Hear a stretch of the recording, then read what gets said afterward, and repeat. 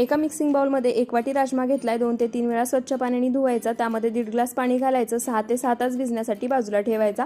त्यानंतर इथे राजमा छान भिजलाय, त्यातील एक्स्ट्रा पाणी काढून टाकायचं, कुकरमध्ये काढायचा, 1.5 ते 2 ग्लास पाणी घालायचं, हाय फ्लेमवरती 1 शिट्टी करायची, मीडियम टू लो फ्लेमवरती 3 शिट्ट्या करून घ्यायच्या।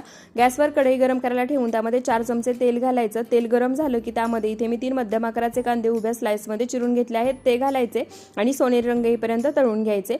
त्यानंतर मिक्सरच्या भांड्यामध्ये 4 मध्यम आकाराचे चिरलेले टोमॅटो घालायचे, त्यासोबत 6 ते 7 लसणाच्या पाकळ्या, 5 हिरव्या मिरच्या, 1.5 इंच आलं घालायचं, मिक्सरला फिरून वाटून घ्यायचं, त्याचसोबत तळलेला कांदा सुद्धा वाटून घ्यायचा। त्यानंतर त्याच कढईमध्ये 2 ते 3 चमचे तेल आणखी वाढवायचं। तेल गरम झालं की अर्धा चमचा जिरे, 1 तमालपत्र, 1 मोठी वेलची, 1 स्टार फूल, 1 दालचिनीचा तुकडा घालायचा, त्यासोबतच तयार केलेलं वाटण घालायचं, तेल सुटेपर्यंत परतून घ्यायचं, अर्धा चमचा हळद, 1 चमचा काश्मीरी लाल मिरची पावडर, 1 चमचा धणे पावडर, अर्धा चमचा गरम मसाला टाकायचा, कच्चेपणा जाईपर्यंत परतून घ्यायचं, शिजवून घेतलेला राजमा घालायचा, चवीनुसार मीठ घालायचं, झाकण ठेवून 20 ते 25 मिनिटं राजमा